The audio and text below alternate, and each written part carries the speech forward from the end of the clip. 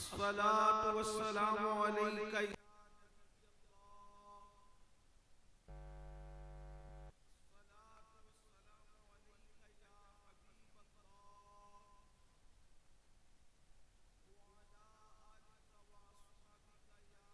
رسول اللہ صلی اللہ تعالی علیہ وسلم۔ اٹھا دو پردہ دکھا دو چہرہ کہ نور باری حجاب میں ہے، زمانہ تاریک ہو رہا ہے کہ محراب سے رباب میں ہے، نہیں وہ میٹھی نگاہ والا خدا کی رحمت ہے جلوہ فرما، غضب سے ان کے خدا بچائے جلال باری عتاب میں ہے، کھڑے ہیں منکر نکیر سر پر نہ کوئی حامی نہ کوئی آور، بتا دو آ کر میرے پیغمبر کے سخت مشکل جواب میں ہے، خدائے قہار ہے غضب پر کھلے ہیں بدکاریوں کے دفتر، بچا لو آ کر شفیع محشر تمہارا بندہ عذاب میں ہے، وہ گل ہے لبہائے نازک ان کے ہزار چڑھتے ہیں پھول جن سے، گلاب گلشن میں دیکھے بلبل یہ دیکھ گلشن گلاب میں ہے، کریم اپنے کرم کا صدقہ لئیم بے قدر کو نہ شرما، تو اور رضا سے حساب لینا رضا بھی کوئی حساب میں ہے۔ آج کی یہ محفل عقائد اور اعمال کی اصلاح کے لیے انعقاد پذیر ہے، مجھ سے پیشتر ہمارے عزیز حضرت مولانا محمد صادق رضوی صاحب سے آپ نے ان کا خطاب سماعت کیا، اور تھوڑی دیر کے لیے میں بھی حاضر ہوں۔ آپ سب سے میری گزارش ہے اگر آپ واقعی کچھ سننا چاہتے ہیں تھوڑی دیر تو اپنے موبائلوں کو اپنے ہاتھوں سے اپنی جیب میں رکھ لیں، بڑی نوازش ہوگی۔ اس کی وجہ یہ ہے کہ بیان ریکارڈ ہو رہا ہے، اگر آپ کو ریکارڈنگ چاہیے تو اتنے سارے کیمرے یہاں پہلے سے موجود ہیں، اور یہ جو اسٹیج ہے یہ علماء کرام کے لیے ہوتا ہے عام طور پر، یا تو اسٹیج پہ سادات کرام یا تو علماء کرام ہونا چاہیے، مگر ہوتا یہ ہے کہ بچے بیٹھ جاتے ہیں آگے اور علماء کو پیچھے ڈھکیلتے ہیں، یہ علماء کرام کی بے حرمتی ہے۔ تو ان بچوں سے میری گزارش ہے یہ سب بچے اٹھ کے پیچھے جائیں اور علماء کو آگے بیٹھنے دیں، بیٹا سب اٹھ کے پیچھے جاؤ بچے، اور عوام میں سے جو آ گئے ہیں وہ بھی جائیں، اٹھو بیٹا سب پیچھے جاؤ، بچوں کو بھی سب بچوں کو پیچھے کرو اور علماء کو، اور صرف آج کے دن ہی نہیں جب بھی جلسہ، اب کوئی شور نہ کریں،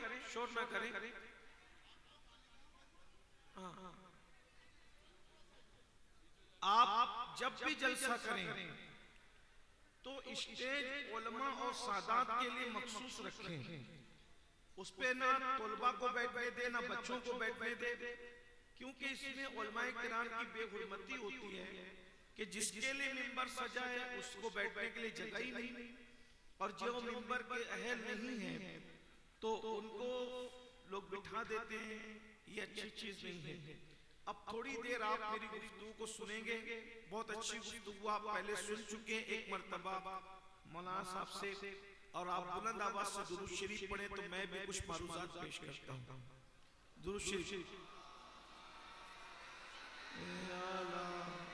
سیدنا مولانا محمد وعلی آلہ سیدنا وعلی آلہ سیدنا مولانا محمد صلی اللہ علیہ وسلم۔ ایک بار اور بلند آواز سے پڑھیں، اللہم صلی سیدنا مولانا محمد وعلی آلہ سیدنا وعلی آلہ سیدنا مولانا تا کا عدد پسند ہے، 3 کا عدد پورا کر لیں. اللہم صلی علی سیدنا مولانا محمد وعلی آل سیدنا وعلی آل سیدنا مولانا محمد صلی اللہ علیہ وسلم. ہندوستان میں کوئی ریاست ایسی نہیں رہی یا کوئی بڑا شہر ایسا نہیں رہا جہاں میں نہ گیا ہوں، لیکن بنگال والے جس انداز میں درود شریف پڑھتے ہیں، یہ ہندوستان میں میں نے کہیں اس طرح درود شریف پڑھتے نہیں دیکھے. مجھے آپ کا یہ درود شریف پڑھنا بہت پسند آتا ہے. اللہ تعالیٰ اس کی برکتیں آپ کی نسلوں کو عطا فرمائے. جس آیہ کریمہ کی میں نے تلاوت کی ہے، اللہ تبارک و تعالیٰ اس کے متعلق مجھے حق کہنے اور آپ سب کو حق سن کر اس پر عمل کرنے اور اسے عام کرنے کی توفیق عطا فرمائے. آمین آمین. اللہ تبارک و تعالیٰ ارشاد فرماتا ہے، یا ایھا الذین آمنوا قوا انفسکم واہلیکم نارا، اے ایمان والو اپنے آپ کو اور اپنی اولاد کو، اپنے گھر والوں کو جہنم کی اس آگ سے بچاؤ جس کا ایندھن انسان اور پتھر ہے. یعنی اللہ رب العزت نے جو جہنم کی آگ جلا رکھی ہے، جہنم کی آگ دنیا کی آگ سے 70 درجہ زیادہ تیز. یہ جو دنیا کی آگ ہے اس سے 70 درجہ زیادہ اس میں حرارت ہے، اس میں تیزی ہے. اللہ فرماتا ہے اس آگ کا ایندھن لکڑی نہیں ہے، اس آگ کا ایندھن کوئلہ نہیں ہے، بلکہ اللہ ارشاد فرماتا ہے اس آگ کا جو جہنم کی آگ ہے وہ انسانوں سے جلتی ہے، وہ انسانوں سے بھڑکائی جائے گی، وہ پتھروں سے بھڑکائی جائے گی. اللہ کے رسول صلی اللہ علیہ وآلہ وسلم جہنم کی آگ کو بیان کرتے ہوئے ارشاد فرماتے ہیں 1000 سال تک اللہ نے جب جہنم کی آگ کو بھڑکایا ہے تو وہ سرخ ہو گئی، یعنی لال ہو گئی. ذرا غور فرمائیں، عورتیں چولہا سلگاتی ہیں تو حرارت کا عالم کیا ہوتا ہے، ہم چولہا جلاتے ہیں تو حرارت کا عالم کیا ہوتا ہے. جس جہنم کو 1000 سال تک اللہ نے بھڑکایا ہو، اللہ کی طاقت کا اندازہ کرو، اللہ کی قوت کا اندازہ کرو.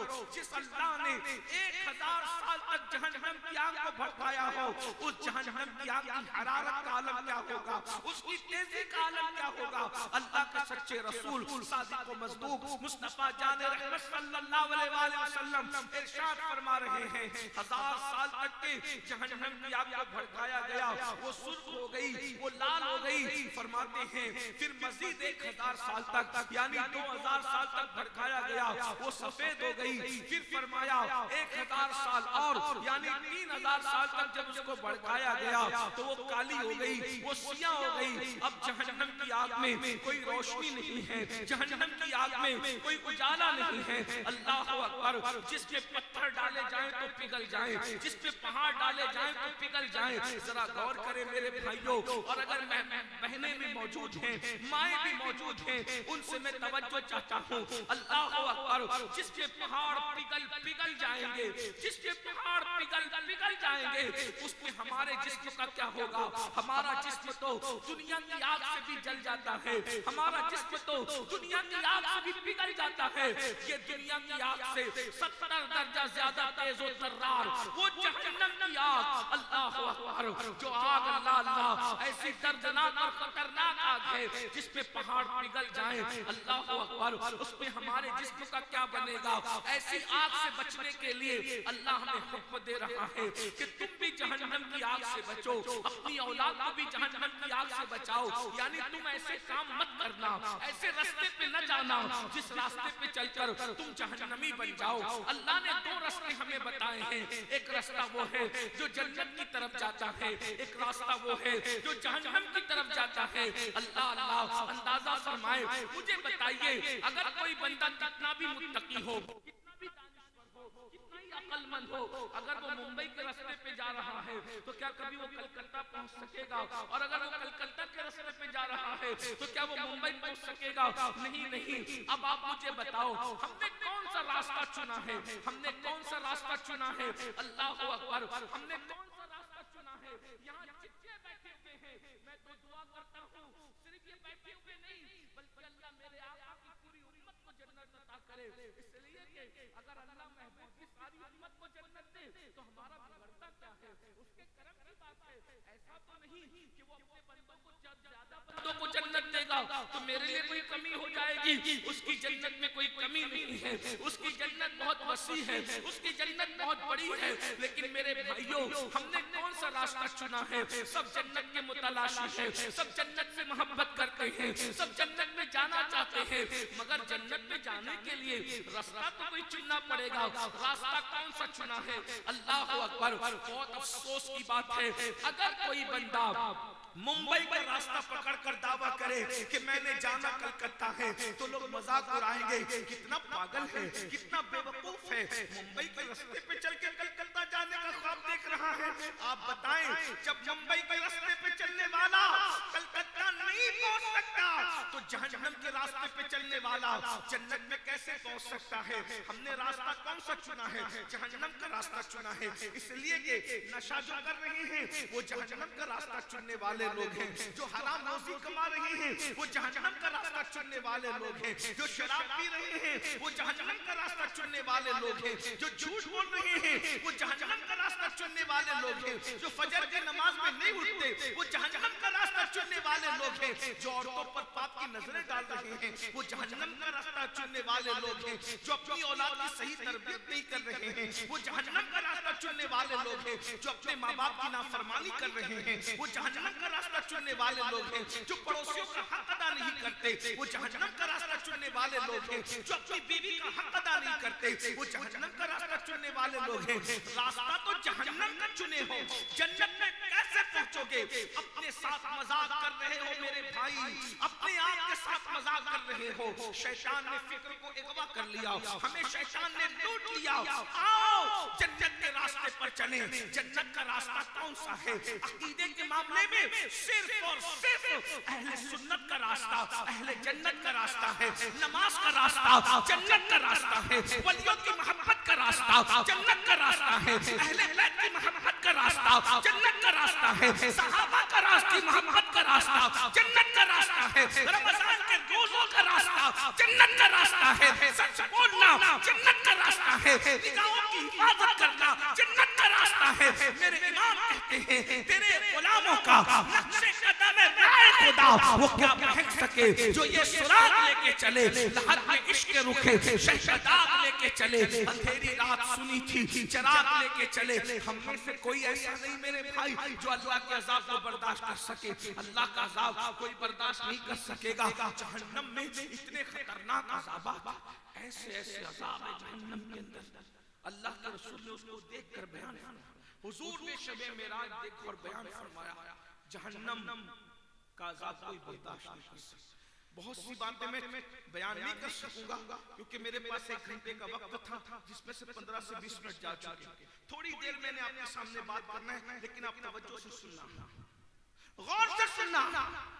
اللہ کے رسول صلی اللہ علیہ وآلہ وسلم نے شب معراج جب جہنم کو دیکھے تو اس میں بہت سے عذاب دیکھے۔ مثلا اللہ کے رسول علیہ الصلوۃ والتسلیم فرماتے ہیں کہ میں نے دیکھا کہ کچھ لوگ ہیں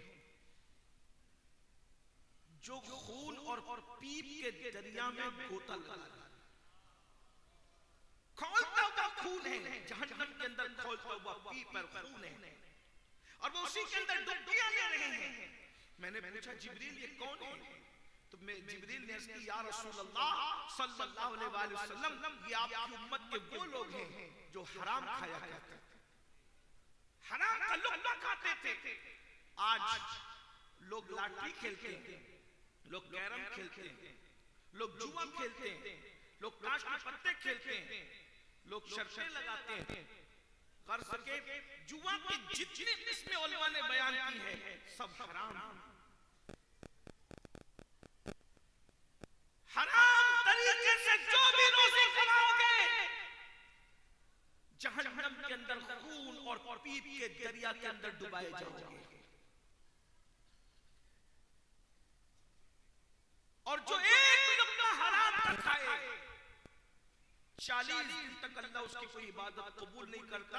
اگر اسی حالت میں وہ مر جائے تو اللہ تبارک و تعالی اس پر جنت کی خوشبو بھی حرام کر دیتا ہے. آج لوگ موبائل چوری کر رہے ہیں, کسی کی زمین پہ قبضہ کر رہے ہیں, لوگ جھوٹ بول کے کما رہے ہیں, دھوکہ دے کے کما رہے ہیں, مال میں ملاوٹ کر کے کما رہے ہیں. اپنے مذہب میں اس کی گنجائش نہیں.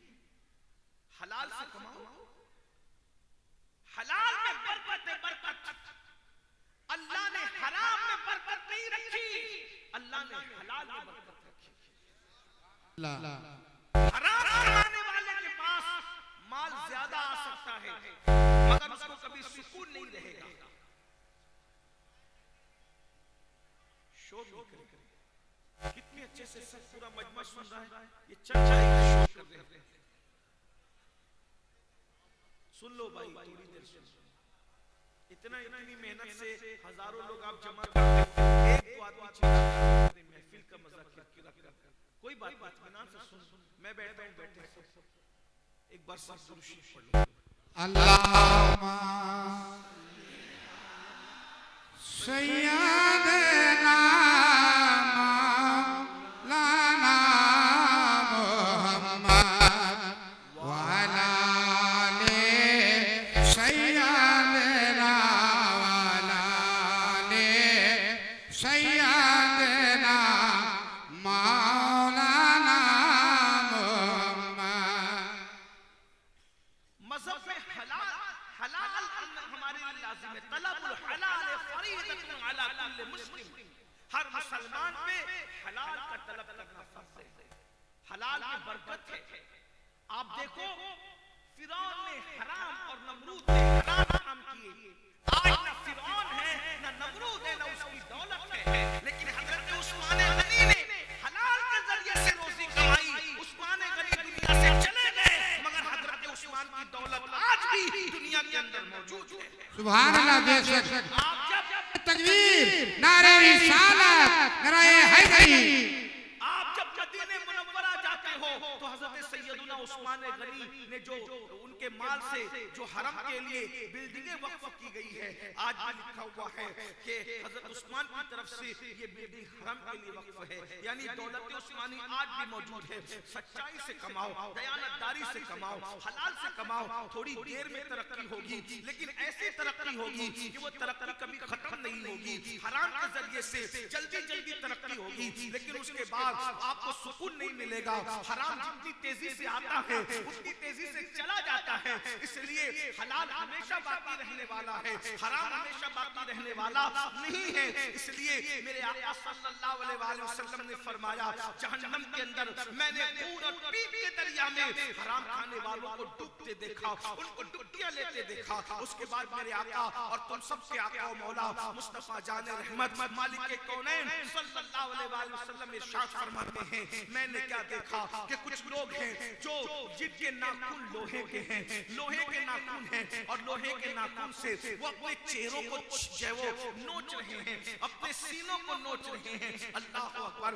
آپ اندازہ کریں اگر کسی کے ناخن ہو اور ناخن ہمارے اپنے ناخن ہوتے ہیں, ہم اس سے کھجا لیتے ہیں تو کتنی تکلیف ہوتی ہے, زخم ہو جاتا ہے. لیکن ان ناخن کی بجائے, انسانی ناخن کی بجائے اگر کسی کے ناخن لوہے کے ہو جائیں, کسی کے ناخن جو ہے لوہے کے ہو جائیں, تانبے کے ہو جائیں, پیتل کے ہو جائیں اور وہ اپنے منہ کو نوچے, اپنے سینے کو نوچے, اس کا کیا بنے گا؟ اللہ اکبر. صحابہ کرام رضوان اللہ تعالی علیہ مجمعین نے یہ سنا تو حیران رہ گئے. اور جب میرے آقا نے فرمایا یہ منظر میں نے دیکھا تو میں نے جبریل سے پوچھا اے جبریل یہ کون لوگ ہیں؟ تو جبریل امین نے کیا یا رسول اللہ یہ آپ کی امت کے وہ لوگ ہیں جو دنیا کے اندر چغل خوری کیا کرتے تھے, یعنی اندر کی بات ادھر لگایا کرتے تھے اور لوگوں کی غیبت کیا کرتے تھے. یعنی یعنی پیٹ پیچھے لوگوں کی برائی بیان کیا کرتے تھے. اللہ اکبر.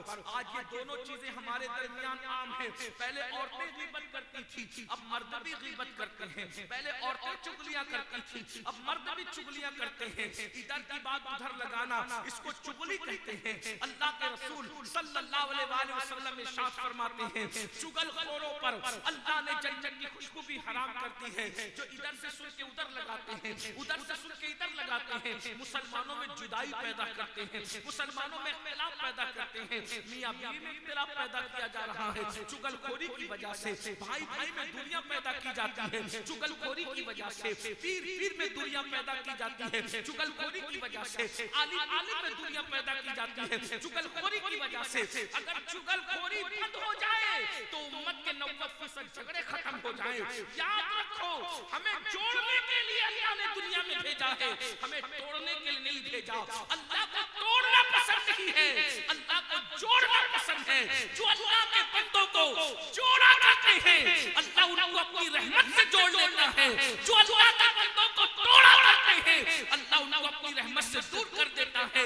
تفسیر خزائن العرفان کے اندر علامہ سید نعیم الدین مراد آبادی رحمت اللہ علیہ لکھتے ہیں کہ جو مسلمانوں کے درمیان اختلاف اور پھوٹ پیدا کرے وہ شیطان کی اولاد ہے. اللہ کے رسول نے اس کا ایکو کم کر دو تاکہ لوگوں کو بات سمجھ میں آئے. اللہ کے رسول صلی اللہ علیہ وآلہ وسلم فرماتے ہیں جو مسلمانوں کے درمیان جدائی اختلاف پیدا کرے, فتنہ پیدا کرے, لڑائے, مسلمانوں کو آپس میں لڑائے, وہ شیطان کی اولاد ہے, وہ شیطان کی ذریت سے. دو دوستوں کے درمیان پھوٹ نہ ڈالو, دو بھائیوں کے درمیان پھوٹ نہ ڈالو, یہ چغل خوری کی نحوست ہے. اللہ کے رسول نے منع فرمایا. اور جو چغلی سے بچے گا یعنی ادھر کی بات ادھر, ادھر کی بات ادھر کرنے سے بچے گا, انعام کیا ہے؟ امام غزالی رحمت اللہ علیہ بہت خوبصورت واقعہ لکھتے ہیں. واقعہ یہ ہے کہ حضرت یوسف علیہ السلام کے بھائیوں نے آپ کو مار پیٹ کر کے کنویں میں ڈال دیا اور ان کا کرتا اتارا اور بکری ذبح کر کے کرتے کو بکری کے خون میں بھگو کر کے روتے ہوئے آئے اور اپنے ابا حضرت یعقوب علیہ السلام سے کہنے لگے یوسف کو بھیڑیا کھا گیا. اور ثبوت کے طور پہ بھیڑیا بھی پکڑ کے لائے کہ یہی بھیڑیا کھایا, یہی نالائق کمبخت اس نے کھایا. یوسف یعقوب علیہ السلام نے بھیڑیے کو دیکھا اور بھیڑیے سے کہا او بھیڑیے تجھے میرے معصوم پہ رحم نہیں آیا؟ اتنا خوبصورت سا میرا ننھا یوسف تو کھا گیا, تجھے شرم نہ آئی, تجھے خیال نہ رہا؟ انبیاء جانوروں کی باتیں سمجھتے ہیں اور جانور انبیاء سے باتیں کرتے ہیں. حضرت یعقوب نبی تھے تو بھیڑیے نے کہا اے اللہ کے پیغمبر آپ بھی نبی ہیں اور آپ جانتے ہیں کہ آپ کا یوسف صدیق بھی نبی ہے, اور جانوروں پر اللہ نے حرام کر دیا ہے کہ وہ نبی کا جسم کھائے. کوئی جانور کبھی نبی کا جسم نہیں کھا سکتا, کوئی جانور کبھی نبی کا جسم نہیں کھا سکتا. زمین پر بھی حرام ہے کہ نبی کا جسم کھائے اور جانور پر بھی حرام ہے کہ نبی کا جسم کھائے. میں نے آپ کے معصوم یوسف صدیق کو نہیں کھایا. تو یعقوب علیہ السلام نے کہا پھر میرے بیٹے کا کیا ہوا جب تو نے نہیں کھایا؟ کہا مجھے سب پتا ہے کہ آپ کے بیٹے کے ساتھ کیا ہوا, مجھے سب پتا ہے. تو یہ اب بیٹے تو کھڑے تھے, وہ سمجھ نہیں رہے تھے کیونکہ یہ جانور بات کر رہا تھا یعقوب علیہ السلام سے. تو جانور سے کہا بھیڑیے سے جب تجھے سب پتا ہے تو بتا میرے بیٹے کے ساتھ کیا ہوا؟ کہا پتا ہے مگر میں بتاؤں گا نہیں, اگر بتاؤں گا تو یہ چغلی ہوگی, چغلی, اور اللہ کو چغل خور پسند نہیں ہے. سبحان اللہ. میں بھیڑیا ہوں. اللہ یا رسول یا رسول یا علی مولا یا علی مولا. میں بھیڑیا ہوں مگر چغل خور نہیں ہوں, ادھر کی بات ادھر کرنے والا نہیں ہوں. میں چغلی نہیں کرتا تاکہ آپ کے اور آپ کے بچوں کے درمیان جدائی پیدا ہو, نفرتیں پیدا ہو. یہ کام میں نے نہیں کرنا. اللہ کو اس بھیڑیے کی ادا اتنی پسند آ گئی کہ بتا دیا گیا اصحاب کہف کا کتا جیسے جنت میں جائے گا ویسے حضرت یوسف علیہ السلام کا بھیڑیا بھی جنت میں جائے گا. سبحان اللہ. اللہ یا رسول اللہ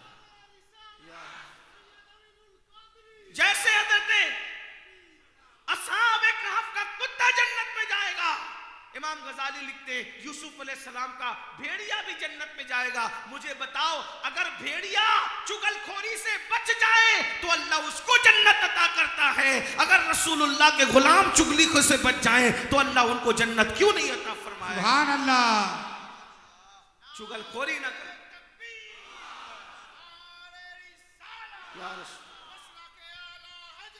میرے عزیز میرے بھائیوں, آج ہمارے گھر میں جو نفرتوں کا ماحول ہے, ایک دوسرے کا منہ نہیں دیکھنا چاہتے, اس کی سب سے بڑی وجہ چگلیاں ہیں. چگل خوری سے, ادھر کی بات ادھر کرنے سے دوستوں میں دوریاں پیدا ہوتی ہے, ماں باپ کے درمیان اور بچوں کے درمیان دوریاں پیدا ہوتی ہے, بہنوں کے درمیان دوریاں پیدا ہوتی ہے. بلکہ ایک بات میں آپ کو بتاؤں, اگر مسلمان کو ملانے کے لیے, اگر مسلمان کو دوسرے مسلمان سے ملانے کے لیے جھوٹ بھی بولنا پڑے تو بول دو. وہ سچ جو مسلمانوں میں جدائی پیدا کرے, اس کی بجائے وہ جھوٹ جو مسلمانوں کو ایک دوسرے سے ملا دے. سبحان اللہ. اس کی حیثیت جھوٹ کی نہیں ہے. جیسے دو دوست لڑ رہے ہوں اور آپس میں لڑ رہے ہوں تو تیل ڈالنے کے لیے یہ نہ کہو ہاں وہ تو تیری برائی کرتا تھا, یہ کیوں کہتے ہو, دور ہو جائیں گے. اس سے بہتر یہ کہو یار تو اس کے بارے میں غصے میں ہے, وہ تو تیری بڑی تعریف کرتا ہے, تیرے پیٹ پیچھے محبتوں کا اظہار کرتا ہے. ملا دو. اللہ کو ملانا, جو دو مسلمانوں کو آپس میں ملاتے ہیں اللہ ان کو احد پہاڑ سونا خیرات کرنے سے زیادہ ثواب عطا فرماتا ہے. سبحان اللہ. لوگ تو میاں بیوی میں نفرت ڈالنے کے لیے قصے کرتے ہیں, جھوٹ کرتے ہیں. آج ہر گھر میں آگ لگی ہوئی ہے. چگلی پہ کنٹرول کرو. اور پھر غیبت بزدل لوگ کرتے ہیں. غیبت بزدل لوگ کرتے ہیں. غیبت کیا ہے؟ غیبت یہ ہے کہ کسی کے پیٹ پیچھے اس کے بارے میں ایسی بات کرنا کہ اگر اس کے سامنے کہی جائے تو اس کا دل دکھے. یہ غیبت کیا ہے؟ الغیبت اشد من الزنا, کہ زنا سے بھی برا کام ہے غیبت کرنا.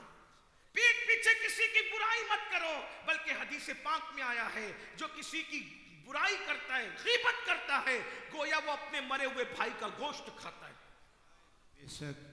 قیامت کے دن ان کے سامنے مردہ بھائیوں کا گوشت رکھا جائے گا, لوگ کھاؤ. کھا سکو گے اپنے مرے ہوئے بھائی کا گوشت؟ ہے کسی میں ہمت مردہ بھائی کا گوشت کھانے کی؟ مگر غیبت کرنے والوں کو ان کے مردہ بھائی کا گوشت کھلایا جائے گا. کیوں غیبت کرتے ہو؟ شیطان نے تمہیں غیبت میں مبتلا کر دیا. دنیا دار تو دنیا دار ہم دیکھ رہے ہیں جنہیں مذہب کے ٹھیکیدار ہونے کا دعویٰ ہے, آج وہ طبقہ بھی شیطان کا اہل کار بنا. مسجد میں بیٹھ کے غیبتیں ہو رہی ہے, مدرسوں میں بیٹھ کے غیبتیں ہو رہی ہے, جلسوں کے اندر غیبتیں ہو رہی ہے. ارے اتنا کہنا کسی کے پیٹ پیچھے کہ اس کی آستین تو بڑی لمبی تھی, بزرگوں نے کہا یہ بھی غیبت میں شمار ہو سکتا ہے. اس کی ناک تو بڑی چپٹی ہے, یہ بھی غیبت میں شمار ہو سکتا ہے. اس کا کرتا تو بڑا لمبا ہے, یہ بھی غیبت میں شمار ہو سکتا ہے. اس کا قد تو بڑا ناٹا ہے, یہ بھی غیبت میں شمار ہو سکتا ہے. اور غیبت زنا سے بدتر ہے, اور غیبت کرنے والوں کو بھی جنت کی خوشبو بھی نصیب نہیں ہوگی. بہت اتراتے ہو جنتی ہونے پر, رسول اللہ نے اعلان کر دیا غیبت کرنے والوں کو جنت کی خوشبو بھی نصیب نہیں ہوگی. اللہ اکبر. امام حسن بصری کہا کرتے تھے کہ جو کسی کی غیبت کرتا ہے اپنی نیکی اس کے نامہ اعمال میں ڈالتا ہے اور اس کا گناہ اپنے نامہ اعمال میں لیتا ہے. یعنی نیکی تم کر رہے ہو, ٹرانسفر کسی اور کے کھاتے میں کر رہے ہو, اور اس کا گناہ اپنے نامہ اعمال میں لے رہے ہو. تو امام حسن بصری کہتے تھے اگر میں کسی کی غیبت کرتا تو اپنے ماں باپ کی غیبت کرتا. کیوں؟ تاکہ میری نیکیاں میرے ماں باپ کے نامہ اعمال میں چلی جائیں. مگر چونکہ غیبت کرنا حرام ہے تو میں ماں باپ کی بھی غیبت نہیں کر سکتا کیونکہ غیبت کرنا حرام ہے. ذرا غور کریں, آج غیبت عام ہو رہی ہے. کسی کے پیٹ پیچھے, میں کہتا ہوں کسی کے پیٹ پیچھے کسی کی بات کرنے سے اچھا ہے کہ اتنی دیر تک ہم کلمہ شریف پڑھ لیں, اتنی دیر تک ہم درود شریف پڑھ لیں. آج ہمارے چہروں پہ نور کیوں نہیں ہے؟ غیبت کی وجہ. مشرکوں کے منہ میں اور مسلمانوں کے منہ میں کتنا فرق ہے, ذرا دیکھو اپنا منہ آئینے میں جا کے دیکھو. ایک دور وہ تھا کہ لوگ مسلمانوں کے چہرے دیکھ کے مسلمان ہوتے تھے. آج ہمارے چہرے پہ وہ رونقیں نہیں ہیں, مومنانہ رونقیں نہیں ہیں. کاسمیٹک آئٹم استعمال کر رہے, خوبصورت داڑیاں رکھ رہے, خوبصورت ٹوپیاں پہن, لیکن وہ رونق نہیں ہے جو کبھی حضور غوث الاعظم دستگیر کے چہرے پہ دیکھی گئی. سبحان اللہ. جو کبھی سرکار غریب نواز کے چہرے پہ دیکھی گئی, جو کبھی امام اعظم کے چہرے پہ دیکھی گئی, जो हजरत महबूब इलाही के चेहरे पे देखी गई। मेरे भाई, अपने वक्त का सही इस्तेमाल करो। और कितनी बड़ी बात कह दी गई कि गीबत जिना से बुरी चीज है। जिना से बचते हो तो गीबत से क्यों नहीं बचते? और एक बात ये भी, लोग इतने मुत्तकी हो गए, सो कॉल्ड मुत्तकी, कि सारी गीबत करने के बाद आखिरी में कहते अल्लाह तौबा, हम गीबत करने के लिए थोड़ी कह रहे थे, हम तो ऐसी बात बताने के लिए कह रहे थे। तो अगर पेशाब को शरबत कह के पियोगे तो क्या वो पेशाब शरबत हो जाएगा? सारी गीबत कह के भी आखिरी में कहते हो कि हम तो गीबत नहीं कर रहे थे। औरतों की आदत खास तौर पे पूरी पूरी रात बैठ के गीबतें करेगी और कहेगी अल्लाह तौबा इस्तगफार, हम थोड़ी गीबत करने वाले लोग हैं, अल्लाह हमको भी माफ करे, उसको भी माफ करे। हमने तो एक दूसरे को बताने के लिए कहा। अपने जमाने की राबिया बनने वालियों, इस तरीके के झूठ और मक्र से काम नहीं चलता। तुम शौहर के साथ मक्कारी कर सकते हो, अल्लाह के साथ मक्कारी नहीं कर सकते। तुम दुनिया के साथ मक्कारी कर सकते हो, रब की बारगाह में किसी का मक्र नहीं चलता। इसलिए मेरे आका अलैहिस्सलात व तस्लीम के गुलामों, तो अर्ज ये कर रहा था, अल्लाह के रसूल अलैहिस्सलाम ने जहन्नम के अंदर मुख्तलिफ लोगों को देखा। मैंने आपको अभी बताया। तो अल्लाह के रसूल अलैहिस्सलाम इरशाद फरमाते हैं, फिर मैंने देखा कि कुछ ऐसे मर्द और औरतें हैं कि जिनको जहन्नम के अंदर उबाला जा रहा है। जिन जहन्नम की आग जोश दी जाती है तो ऊपर उठ करके आते हैं, फिर नीचे गिर जाते हैं। उनकी चमड़ियों को आग की कैंची से काटा जा रहा है। मैंने उनको चिल्लाने की आवाज सुनी, इतना चिल्ला रहे थे क्योंकि उनकी चमड़ी को आग की कैंची से काटा जा रहा था। मैंने पूछा जिब्रील ये कौन है? तो जिब्रील ने अर्ज किया, या रसूल अल्लाह, ये आपकी उम्मत के वो मर्द और औरतें हैं कि जो सज धज के इसलिए निकलते थे, मर्द इसलिए सज के निकलते थे कि औरतें उनको देखकर उनके मकर में मुब्तला हो जाएं, और औरतें इसलिए सज धज के निकलती थी कि मर्द देख करके उनके चक्कर में पड़ जाएं। ये एक दूसरे को अपने चक्कर में फंसाने के लिए सजते थे। यानी सजना गुनाह नहीं है, संवरना गुनाह नहीं है, अच्छे बनठन के रहना गुनाह नहीं है। इस नीयत से सजना संवरना कि औरतों को अपने जाल में फांसे, और औरतें इस नीयत से सजे सवरे कि मर्द हमें देखें और हमारे मक्र में मुब्तला हो जाएं। ऐसे मर्द और औरतों की चमड़ियों को आग की कैंची से काटा जाएगा। उनकी चमड़ी आग की कैंची से काटी जाएगी। जरा तसव्वुर में तो लाएं, एक डॉक्टर ऑपरेशन करते वक्त बेहोश करता है, सुन करता है, उसके बाद कितनी नजाकत से काटता है, फिर दर्द की दवाएं देता है, जलन की दवाएं देता है। उसके बावजूद भी होश में आने के बाद इंसान बगैर पानी की मछली की तरह तड़पता है। जब जहन्नम की आग की कैंची से किसी का जिस्म काटा जाएगा, न बेहोश किया जाएगा, न दर्द की दवा होगी, न कोई सुन किया जाएगा, उस वक्त तो तड़पने का आलम क्या होगा? सजने से किसने मना किया? लेकिन शादियों में इसलिए बन संवर के जाते हो ताकि लड़कियों को अपने चक्कर में फांस लो। लड़कियां इसलिए बन संवर के जाएं ताकि मर्दों को अपनी तरफ माइल करें। ये अपने मजहब की तालीम नहीं। उसके बाद अल्लाह के सच्चे रसूल सादिक व मसदूक मुस्तफ़ा जान रहमत सल्लल्लाहु अलैहि वसल्लम फरमाते हैं, मैंने देखा कि जहन्नम के अंदर आग के दरख्त हैं। अल्लाह के रसूल फरमाते जहन्नम के अंदर आग के दरख्त हैं, और आग के दरख्तों पर आग की शाखें हैं, और आग की शाखों पर लोग उल्टे लटके हुए हैं। जहन्नम के अंदर आग के दरख्त, थोड़ी तवज्जो गौर करें। हो सकता है शायद ये इस हदीस पाक का आखिरी उन्वान हो, आगे मैं ना पढ़ सकूं, लेकिन तवज्जो आपकी खास, बहनों की बेटियों की खास तवज्जो आपकी भी। जहन्नम के अंदर आग ही आग है, उसमें आग के दरख्त हैं, आग की शाखें हैं, और आग की शाखों में कुछ इंसान है जो उल्टे लटके हुए हैं। मैंने पूछा जिब्रील ये कौन है? तो जिब्रील अमीन अर्ज करते, या रसूल अल्लाह, ये आपकी उम्मत के वो लोग हैं जो अपने माँ बाप का दिल दुखाया करते थे, जो अपने माँ बाप की नाफरमानी किया करते थे, अपने माँ बाप को तकलीफ पहुंचाया करते थे, माँ बाप के सामने ऊंची आवाज से बातें किया करते थे, माँ बाप के सामने चिल्ला चिल्ला कर बातें किया करते थे, माँ बाप को डांटा करते थे, माँ बाप को सताया करते थे।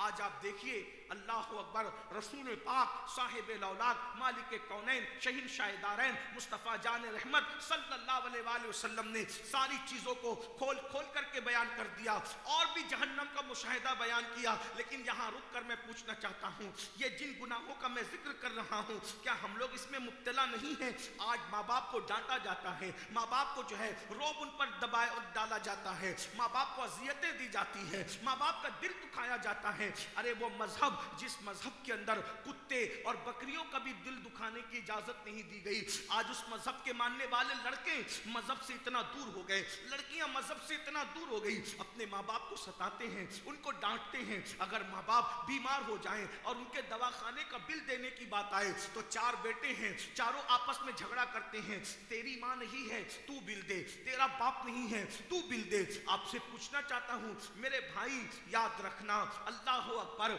माँ बाप की खिदमत से बड़ी क्या नेमत हो सकती है? माँ बाप से पे खर्च करने से ज्यादा सआदत की बात क्या हो सकती है?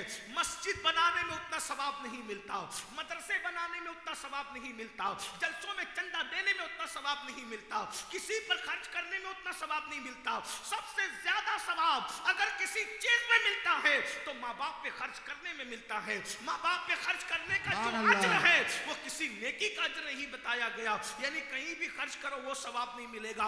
अल्लाह से जब पूछा गया कि किस पे खर्च करें, अपने माल को किस पे खर्च करें, तो अल्लाह ने पहले नंबर पे फरमाया तुम्हारे माँ बाप पे खर्च करो, सबसे पहले नंबर पे तुम्हारे माँ बाप है। आज हम दोस्तों पे तो खर्च कर रहे, करना चाहिए, बच्चों पे तो खर्च कर रहे, करना चाहिए, बीवी पे तो खर्च कर रहे, करना चाहिए, लेकिन माँ बाप पे खर्च क्यों नहीं करते? जब माँ बाप पे खर्च करने की बात आती है दिल छोटा करते हो। याद रखना, जो माँ बाप की खुशी के लिए उन पे खर्च करेगा अल्लाह उसकी नस्लों को मालदार करेगा, अल्लाह उसकी 7 पुश्तों को मालदार करेगा।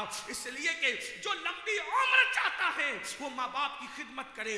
आप जानते हैं अल्लाह के रसूल, सच्चे रसूल, सादिक व मसदूक मुस्तफा जान रहमत सल्लल्लाहु अलैहि वसल्लम फरमाते हैं माँ बाप की खिदमत करने वाले की उम्र सिर्फ 3 दिन रह जाती है। माँ बाप की खिदमत करने वाले की उम्र सिर्फ 3 दिन बचती है, तो माँ बाप की खिदमत की बरकत से अल्लाह उस 3 दिन को कभी 3 साल बढ़ा देता है। सुभान अल्लाह। कोई डॉक्टर उम्र नहीं बढ़ा सकता, बड़े से बड़ा डॉक्टर उम्र नहीं बढ़ा सकता, बड़े से बड़ा आलिम तावीज देकर उम्र नहीं बढ़ा सकता, लेकिन ये माँ बाप की खिदमत है। अगर मरने में सिर्फ 3 दिन बचे हैं तो माँ बाप की खिदमत की बरकत से अल्लाह 3 दिन की उम्र को 3 साल तक बढ़ाता है। अगर खिदमत और ज्यादा है तो सिर्फ 3 साल नहीं बल्कि अल्लाह 30 साल तक भी बढ़ा देता है। और फिर मेरे आका फरमाते हैं, अल्लाह के सच्चे रसूल फरमाते हैं, फकी अबुल्लाह समरकंदी इस हदीस को लिख रहे हैं, हवाला भी नोट करते जाए, ऐसे नहीं समझे कि मैं यूं ही कह रहा हूं, यूं ही नहीं कह रहा हूं। इतने बड़े फकीह इमामुल फुकहा फिक़्ह हनफी की जब तारीख मुरत्तब होती है तो फकी अबुल्लाह समरकंदी के बगैर मुकम्मल नहीं होती। वो अजीम हस्ती है फकी अबुल्लाह समरकंदी रज़ी अल्लाह ताला अन्हु इरशाद फरमा रहे, लिख रहे हदीस पाक कि 3 दिन की उम्र 3 साल में बदल जाती है, और कभी खिदमत ज्यादा होती है तो 3 साल 30 साल तक पहुंच जाते हैं। और अगर कोई अपने माँ बाप को सताता है, तकलीफ पहुंचाता है, दिल दुखाता है, अजियत पहुंचाता है और उसकी उम्र 30 साल होती है तो अल्लाह 30 साल को घटा के कभी 3 साल कर देता है, और बदतमीजी करता है तो वो 3 साल भी 3 दिन में तब्दील हो जाते हैं और इंसान जल्दी दुनिया से चला जाता है। गौर फरमाइए, आज के लड़के बूढ़े माँ बाप को घर का कचरा समझते हैं, उनको कोई अहमियत नहीं देते। उलमा आ जाए, मशाइख आ जाए, सादात आ जाए, बुजुर्ग आ जाए, उनके हाथ चूमने के लिए हजारों की भीड़ जमा होती है। अच्छी बात है, हम मना नहीं करते, बिल्कुल मना नहीं। चूमो सैयदों के हाथ, बरकत मिलेगी, चूमो उलमा के हाथ, बरकत मिलेगी, चूमो पीरों के हाथ, बरकत मिलेगी। लेकिन इन उलमा की मौजूदगी में कह रहा हूं, किसी भी बुजुर्ग का हाथ चूमने में वो बरकत नहीं है जो तुम्हारे माँ बाप के हाथ चूमने में बरकत है। सुभान अल्लाह। आप क्या समझ रहे हो? इन बुढ़े माँ बाप को जो तुमने घर का कचरा समझा है, तुम्हारा सबसे बड़ा मुर्शिद तुम्हारे माँ बाप हैं। तुम्हारे लिए कोई दुआ कर दे, अगर अमीनुल कादरी दुआ कर दे, ये बुजुर्ग लोग दुआ कर दे, अल्लाह चाहे तो दुआ रद्द करे, अल्लाह चाहे तो दुआ को कबूल कर ले, अल्लाह की मर्जी पर है। अल्लाह से कोई पूछने वाला है? جب وہ یوسف علیہ السلام کے خواب کو پورا کرنے میں 50 سال لگاتے ہیں، 50 سال گزارتے، بے نیاز ہے. حضرت نوح علیہ السلام کی دعا کا اثر ظاہر کرنے میں 50 سال لگاتے ہیں، اس کی اپنی شان ہے. حضرت ابراہیم علیہ السلام جب حضرت لوط علیہ السلام کی قوم کے لیے دعا کرتے ہیں کہ اللہ میرے لوط کی قوم پر عذاب نازل نہ فرما، تو اللہ کہتا ہے ابراہیم تو میرا خلیل ضرور ہے، تو میرا پیارا ہے، لیکن اس کی قوم کے لیے دعا نہیں کرنا، لوط کی قوم کے لیے دعا نہیں کرنا، میں نے عذاب نازل کرنے کا فیصلہ کر لیا. ابراہیم خلیل جیسے کو دعا کرنے سے روک دیا جاتا ہے. دنیا میں دو ہی ہستیاں ہیں جس کی دعا رد نہیں ہوتی. نمبر 1 سید الانبیاء کی دعا امت کے لیے، حضور کی دعا امت کے لیے. میرے نبی جب اپنی امت کے لیے ہاتھ اٹھاتے ہیں تو اللہ رد نہیں کرتا. عنایت کا جوڑا، اجابت کا صحرا، دلہن بن کے نکلی دعائے محمد، اجابت میں جھک کر گلے سے لگایا بڑی ناز سے جب دعائے محمد. سبحان اللہ. سب کی دعائیں اجابت تلاش کرتی ہیں اور میرے نبی کی دعا کو اجابت ڈھونڈتی نظر آتی ہے. نعرے تکبیر، نعرے رسالت. جس کی دعا کے لیے اجابت جھک جاتی ہے اس کو دعائے محمد الرسول اللہ کہتے ہیں. سبحان اللہ. یہ حضور کی دعا ہے. مگر وہی رسول فرماتے ہیں، آقا فرماتے ہیں جیسے مفہوم حدیث ہے، آقا فرماتے ہیں جیسے مجھ محمد کی دعا میری امت کے حق میں رد نہیں ہوتی، ویسے ماں باپ کی دعا ان کی اولاد کے حق میں رد نہیں ہوتی. سبحان اللہ. بے شک. اللہ اکبر یا رسول اللہ. اتنی قیمتی دعائیں چھوڑ کر کے کہاں بھٹکتے ہو؟ ماں باپ کی دعاؤں نے کسی کو ولی بنایا، ماں باپ کی دعاؤں نے کسی کو مالدار بنایا، بے شک. ماں باپ کی دعاؤں نے کسی کو کتنی بلندی پہ. حضرت اویس قرنی جو اویس قرنی بنے یہ ماں کی دعا کی برکت ہے. مخدوم ماہیمی جو مخدوم بنے ماں کی دعا کی برکت ہے. بایزید بستامی جن کے لیے حضرت جنید بغدادی کہا کرتے تھے کہ بایزید کو ولیوں میں وہ مقام حاصل ہے جو جبریل کو فرشتوں میں مقام حاصل ہے. یہ مقام حضرت بایزید بستامی کو کیسے ملا؟ ماں کی دعا کی برکت سے ملا. سبحان اللہ. بے شک. ارے جن ماں باپ کی دعا سے ولایت مل جاتی ہے ان ماں باپ کی دعا سے روزی نہ ملے گی. روزی کے لیے بھٹکتے ہو، سب سے دعا کروا رہے ہو، پنڈوا شریف جا رہے ہو دعا کروا رہے ہو، کچوڑا شریف جا رہے ہو دعا کروا رہے ہو، ماررہ شریف جا رہے ہو دعا کروا رہے ہو، اجمیر شریف جا رہے ہو دعا کروا رہے ہو. سب جگہ جاؤ، کہیں منع نہیں ہے، لیکن تمہارے گھر میں جنت ہے. سبحان اللہ. تمہارے گھر میں محسوس کرو اللہ نے جنت تمہارے گھر میں اتاری ہے. تم تو ہرن کی طرح کر رہے ہو، جیسے ہرن کی ناک میں مشک ہے اور وہ پورا جنگل گھوم رہی ہے، کدھر ہے خوشبو کدھر ہے، وہ پاگل ہوئی ہرن. سب جگہ جاؤ لیکن پہلے اپنے ماں باپ کے قدموں پہ گرو، ان سے دعا لو. کسی خوبصورت سے خوبصورت انسان کو دیکھ کر وہ ثواب نہیں ملتا جو ماں باپ کے جھری پڑے ہوئے چہروں کو دیکھ کر ملتا ہے. سبحان اللہ. میرے آقا فرماتے ہیں جو ماں باپ کا چہرہ دیکھے اللہ اسے مقبول حج کا ثواب عطا فرمائے. بے شک. بس بات سمیٹ کو ختم کرتے ہوئے اس کروں، اگر کچھ بننا چاہتے ہو ماں باپ کے ساتھ اچھا سلوک کرو. ہم آئلہ محمد کہتے ہیں صلی اللہ علیہ وسلم. اگر کسی کو چھڑانے کے لیے کہتے ہو تو تم جانو تمہارا کام جانو، لیکن جس دل میں رسول اللہ کی محبت ہے، جو عاشق رسول ہے، وہ ماں باپ کا کبھی غدار نہیں ہو سکتا. جی. عاشق رسول کی پہچان ہے کہ وہ ماں باپ کا وفادار ہوگا.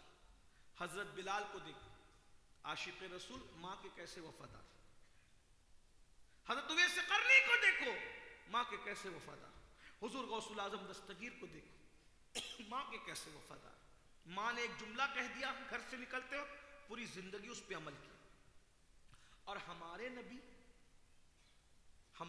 ماں سے کتنا پیار کرتے تھے. ہمارے نبی کو نبی یہ امی کہتے ہیں. ہمارے نبی کا لقب کیا ہے؟ نبی یہ امی. اب لوگ اس پہ دھوکہ کھا گئے، کہنے لگے وہ تو ان پڑھ ہے. ارے پاگل، جو ان پڑھ ہوگا وہ کائنات کو کیسے پڑھائے گا؟ سبحان اللہ. کبھی کسی انپڑھ کو پڑھاتے بھی دیکھا ہے؟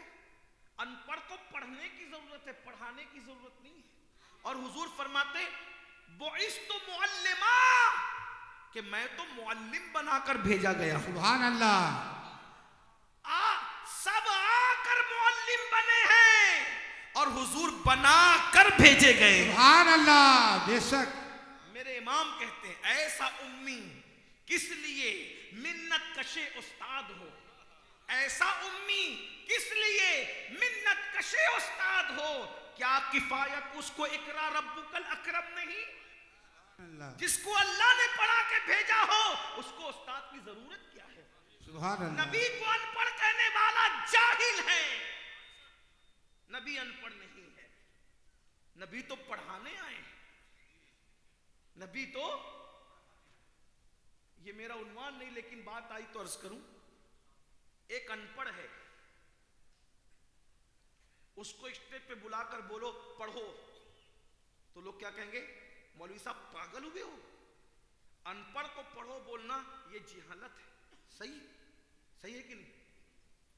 ایک آدمی ہے جو تقریر کرنا نہیں جانتا، اس کو اٹھا کے بولو تقریر کرو، بولے مجھے آتی نہیں، ظلم نہ کرو مجھ پہ، میں تقریر کرنا نہیں جانتا۔ ایک آدمی نعت پڑھنا نہیں جانتا، اس کو نعت پڑھو، بولے کیا پاگل ہوئے ہو، زبردستی مجھ سے کیا کام لے رہے ہو؟ سنار کا کام لوہار نہیں کرتے، لوہار کا کام سنار نہیں کرتے، ایسے ہی۔ اب نبی پر جو پہلی آیت آئی، نبی پر پہلی آیت کون سی آئی؟ اقرا، مطلب پڑھو۔ جو ان پڑھ ہو اس کو اللہ پڑھنے کے لیے کیسے کہے گا؟ بتائیے، اقرا بتا رہی ہے کہ نبی ان پڑھ نہیں تھے، جبریل کے آنے سے پہلے انہیں پڑھا لکھا کر کے بھیجا گیا تھا۔ سبحان اللہ، وہ تو معلم بن کر کے آئے تھے نا، انہیں معلم تو بہرحال بحث دوسری طرف جا رہی ہے، لیکن میں کیا کہہ رہا ہوں، حضور کا لقب ہے امی۔ اب اس کے بہت سے معنی ہیں۔ امی کا ایک معنی بے پڑھے کائنات کو پڑھانے والا، امی کا ایک معنی اللہ کا ڈائریکٹ شاگرد، الرحمن علم القرآن وعلمک ما لم تکن تعلم وکان فضل اللہ علیک عظیما۔ امی کا ایک معنی مکے کا نام ہے ام القرآ، مکے کا کیا نام ہے؟ بکہ اس کا نام، مکہ اس کا نام، بلد امین اس کا نام۔ تو مکے کا ایک نام کیا ہے؟ ام القرآ۔ تو جیسے اندور کا رہنے والا اندوری، لکھنؤ کا رہنے والا لکھنوی، تو جو ام القرآ میں رہتا ہے اس کو کیا کہیں گے؟ امی، یعنی ام القرآ کا رہنے والا۔ تو نبی امی ہے نا، حضور مکے میں پیدا، ام القرآ میں پیدا ہوئے، لیکن امی کا ایک معنی اور سن لیں جو مفسرین نے بیان کیا، اور اس پہ بات پوری ہوتی ہے۔ ام ماں کو کہتے ہیں، ام ماں کو کہتے ہیں، اور امی ماں والا ہے۔ امی مطلب ماں والا۔ اب ماں والے تو سبھی ہیں، آپ کا دھیان ہے تو میں بات کروں گا، ورنہ بات پوری ہو گئی ہے نا؟ تب میری بات سمجھ میں آ رہی؟ ہاں توجہ، یہ اس عنوان، یہ اس محفل کی اختتامی گفتگو ہے، لیکن دھیان سے سننا۔ ہمارے نبی کا آپ نے بہت کچھ سنا سیرت کا، یہ پہلو بھی سنے حضور ماں سے کتنی محبت کرتے تھے۔ حضور کو امی اس بنیاد پر بھی کہا گیا ماں والا۔ ماں والا ہے مطلب ارے سبھی ماں والے، بن ماں کا کون ہے؟ بن باپ کا تو کوئی ہوا ہے، بن ماں کا آدم و حوا کے سوا کوئی نہیں ہوا، ہاں ماں سے ہی ہوئے، تو ماں والے تو سب ہے۔ تو ماں والے کا مطلب کیا؟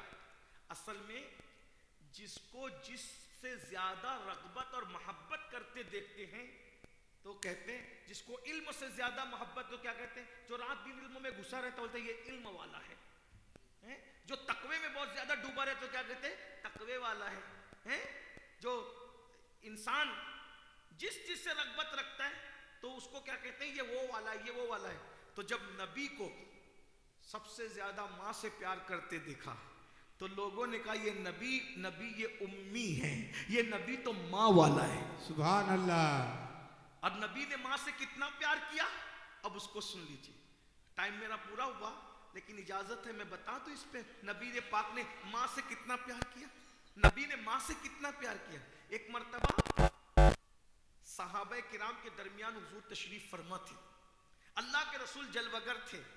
ऐसे में एक बूढ़ी औरत बड़ी भी लकड़ी टेकते टेकते आई। उसकी कमर हल्की सी झुक चुकी थी, उसके बदन पे कंबल था। अल्लाह के रसूल ने उसको देखा, सहाबा को छोड़ के उठ के खड़े हो गए। आका सहाबा को छोड़ के उठ के खड़े हो गए और उस बड़ी बी के पास, बुढ़िया के पास जाकर के बैठे और उसके लिए अपनी कंबल बिछाई और उसको कंबल बिछा के अपनी कंबल पे बिठा। सहाबा ने ये मंजर देखा, हाय हाय क्या खुशनसीब खातून है जिसके लिए रसूल रहमत अपनी चादर बिछा रहे हैं और अपनी चादर पे उसको बिठा रहे और गौर से उसकी बातें सुन रहे हैं। और जब तक वो बातें करती रही, हुजूर उसकी बातें सुनते रहे। वो खड़ी हो गई तो अल्लाह के सच्चे रसूल भी खड़े हो गए। जब वो जाने लगी तो साहबा ने पूछा, हमारे माँ बाप आप पे कुर्बान, ऐ करीम बंदा परवर आका, ये कौन खुशनसीब खातून है जिस पर इतना करम हो रहा है। आका फरमाते हैं, ये मेरी दूध पिलाने वाली माँ हलीमा सादिया है। सुभान अल्लाह। ये मेरी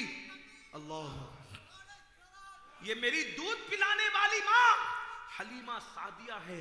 तब लोगों को एहसास हुआ कि दूध पिलाने वाली माँ का इतना एहतराम है। अगर हकीकी माँ सैयदा आमिना सामने आती तो रसूलुल्लाह उनसे कितना प्यार करते, उनसे कितनी मोहब्बत करते। जब दूध पिलाने वाली माँ का एहतराम ये है, अल्लाह अकबर, जो माँ आमिना थी हलीमा सादिया ने तो दूध पिलाया, लेकिन हकीकी माँ हजरत सैयदना आमिना थी। सैयदा आमिना पाक से कितना प्यार था। हुजूर बार बार कहते थे, आज मुझे मेरी अम्मी सैयदा आमिना की याद आ रही है। और हुजूर माँ का जिक्र करके रो पड़ते, कहते आज मुझे मेरी अम्मी सैयदा आमिना की याद आ रही है। और हुजूर की आंखों में आंसू आ जाते, इसलिए कि रसूलुल्लाह की उम्र मुबारक अभी सिर्फ 6 साल की थी कि रसूल पाक की अम्मी जान दुनिया से तशरीफ ले गई। और अल्लाह के रसूल अलैहिस्सलाम ने अपने हाथों से सैयदा आमिना को उनकी कब्र में दफन किया। हुजूर ने अपने हाथों से दफन किया। आप जानते हैं अपनी माँ से कितना प्यार था। बार बार जिक्र करते थे, हज पे गए तो हज को जाने से पहले माँ के मज़ार पे तशरीफ ले गए, माँ की कब्र पे तशरीफ ले गए। जरा गौर कीजिए, हज को जाने से पहले माँ के मज़ार पे जा रहे हैं, हिजरत के वक्त माँ के मज़ार पे जा रहे हैं। अल्लाह अकबर। और मौके पर बार बार हुजूर माँ के मज़ार पे तशरीफ ले गए। सीरत की मुख्तलिफ कुतुब के अंदर मौजूद है और अक्सर माँ का जिक्र करते, मेरी माँ तो ऐसी थी, मेरी माँ तो ऐसी थी। हत्ता के सैयदा फातिमा को देख के कहते, फातिमा तू तो मेरी माँ जैसी दिखती है, तू उम्मे अबीहा है, तू मेरी माँ की तरह है, यानी तुझे देखकर मेरी माँ मुझे याद आती है। आइए मैं आपको बताऊं नबी की अम्मी जान कैसी थी, नबी की अम्मी जान के साथ नबी का ताल्लुक क्या था। आज अपने माँ बाप से दूर होने वालों, अल्लाह अकबर, दोस्तों के साथ घंटों बैठते हो, इसके साथ घंटों बैठते हो, उसके साथ घंटों बैठते हो, माँ बाप तरस जाते हैं। 24 घंटे में एक बार भी अपने माँ बाप की खैरियत पूछते हो, माँ बाप तरसते हैं, मेरा बेटा आएगा, मेरे पास बैठेगा, मेरी खैरियत पूछेगा। नहीं नहीं, आजकल के बच्चों को माँ बाप के पास बैठने का टाइम नहीं है, कुत्तों के साथ खेलने का तो टाइम है, बिल्लियां पालने का तो टाइम है, चिड़ियों को वक्त देने का टाइम है, अल्लाह अकबर, जानवरों के साथ दिल बहलाने का टाइम है। वो माँ बाप जो तुम्हारी जन्नत है, खिदमत करो तो जन्नत है, तौहीन करो तो वो तुम्हारी जहन्नम है, उनके पास बैठने का वक्त नहीं, उनके पास बैठो, उन्हें टाइम दो, उनकी खुशी हासिल करो। आओ ना जरा देखते हैं रसूल रहमत अम्मी से कितना प्यार करते हैं। बल्कि एक बात बताऊं, अब जब भी अम्मी को अम्मी कहना, इस नीयत से कहना कि मैं अपनी माँ को अम्मी इसलिए कहता हूँ कि मेरे नबी ने अपनी माँ को अम्मी कहा, यानी कि मेरे नबी ने अपनी माँ को माँ कहा, इसलिए हम उनको अम्मी कहते हैं। अल्लाह अकबर, कितना प्यार है ना नबी ने, अल्लाह अकबर, किस कदर माँ से प्यार किया। अभी अल्लाह के रसूल अलैहिस्सलाम की उम्र मुबारक 5 या 6 साल की थी। हलीमा सादिया के घर से हुजूर अलैहिस्सलाम अपनी अम्मी जान के पास आए। माँ में और बेटे में बड़ा प्यार था, बहुत खूबसूरत थी हुजूर की अम्मी जान, बहुत छोटी उम्र में दुनिया से चली गई। एक दिन हजरत सैयदा आमिना ने मेरे आका से कहा بیٹے تم نے اپنے ابا کی زیارت نہیں کی, تم نے تمہارے ابو کو نہیں دیکھا, میرا دل یہ چاہتا ہے کہ ایک مرتبہ میں تمہارے ابو کی مزار کی تمہیں زیارت کرا دوں, تو چلو میں تمہیں لے جاتی ہوں. اور اپنے سسر سیدنا عبد المطلب سے کہا کہ اگر آپ اجازت دیں تو میں اپنے بیٹے کو حضرت عبداللہ کے مزار پہ لے جاؤں. میرے بیٹے نے باپ کی شکل تو نہیں دیکھی, کم سے کم باپ کا مزار تو دیکھ لے. اللہ اکبر. اور رسول اللہ کے ابو جان کا مزار جو ہے وہ مدینہ منورہ میں ہے, مدینہ شریف میں, کیونکہ ان کے ابو جان بہت بڑے تاجر تھے. رسول پاک کے ابو جان سیدنا عبداللہ بہت بڑے تاجر تھے, تو وہ تجارت کے لیے گئے اور راستے میں بیمار پڑ گئے. تو ان کے ابو کا ننیال پڑتا تھا مدینہ شریف, اس کا پرانا نام یثرب ہے, لیکن ہم اس کو یثرب نہیں کہتے, ادب کی وجہ سے مدینہ منورہ کہتے ہیں, مدینہ شریف کہتے ہیں. خالص مدینہ مدینہ بھی نہیں کہتے. جب بھی مدینہ منورہ کا نام لو تو مدینہ شریف کہو, مدینۃ المنورہ کہو, طیبہ پاک کہو, اس کو خالص مدینہ مدینہ نہ کہا کرو بلکہ مدینہ شریف کہا کرو. فتاوی رضویہ میں سیدی اعلیٰ حضرت امام اہل سنت نے ہمیں تلقین کی, مدینہ شریف کہو, بغداد شریف کہو, اجمیر شریف کہو. جس زمین پہ بزرگ لوگ رہتے ہیں, لوگ اگرچہ مذاق اڑانے دو, دیوانوں کا مذاق نہ اڑائیں گے تو کس کا مذاق اڑائیں گے. ہم عشق کے بندے ہیں, اس لیے لوگوں کو دیکھ کر کے جو ہے وہ بات نہ بدلو. میں تو اجمیر شریف جاتا تھا اور ٹی سی پوچھتا تھا کہ کہاں جا رہے ہو, تو میرے دوست لوگ شرم کی وجہ سے کہتے تھے کہ یار یہ ٹی سی مسلمان نہیں ہے, اجمیر کہہ دو. میں نے کہا کسی مسلمان اور غیر مسلم کی وجہ سے ہم اپنی بولی کیوں بدلے, اجمیر شریف کہو تاکہ وہ بھی اجمیر شریف کہے. یاد رکھیے کہ کسی کو دیکھ کر اپنی بولی نہیں بدلنا, ہم اپنی نسبتوں کا خیال کریں. مذاق اڑانے کا تو فکر چھوڑ دو, اس لیے کہ دیوانوں ہی کا مذاق اڑایا جاتا ہے, لیکن دیوانہ کبھی فکر نہیں کرتا کہ مجھے لوگ کیا کہیں گے. عشق والوں کا مذاق ہمیشہ اڑایا گیا, ابھی بھی اڑایا جا رہا ہے, آگے بھی اڑایا جاتا رہے گا, لیکن عاشقوں کو کوئی فرق نہیں پڑتا.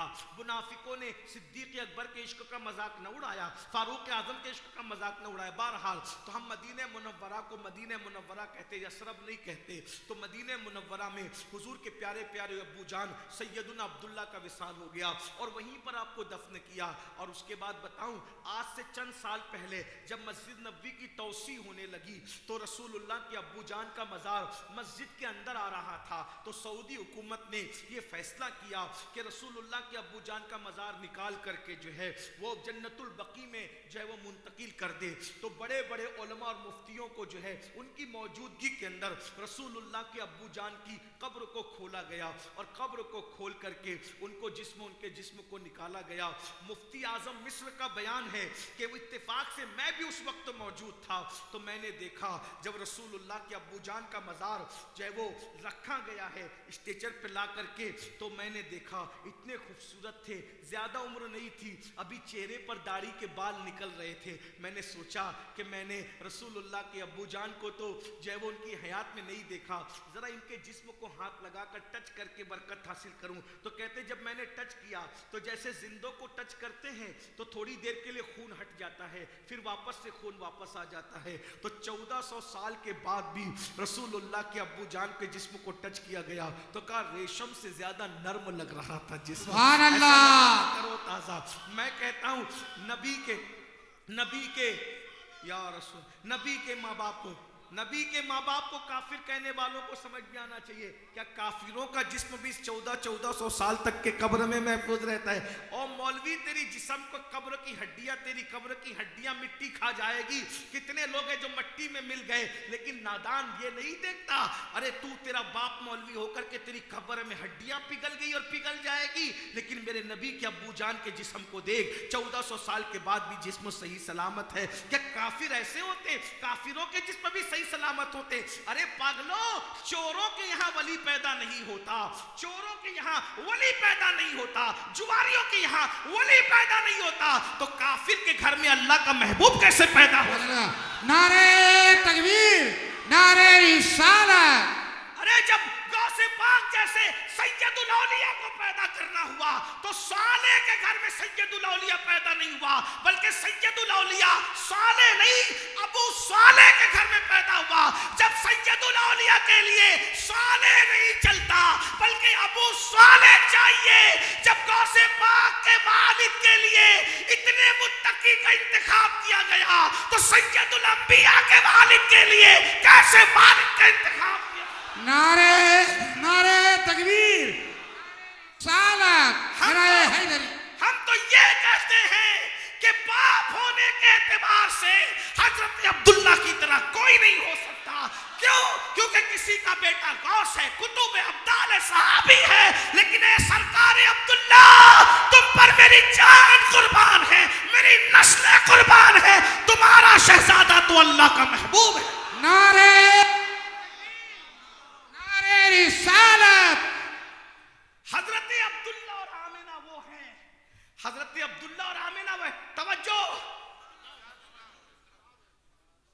بات بہت الگ سمت میں نکل گئی اور ایسا لگ رہا ہے جیسے ابوا اور گنبد خضرا کی توجہ اس طرف ہو گئی۔ سبحان اللہ۔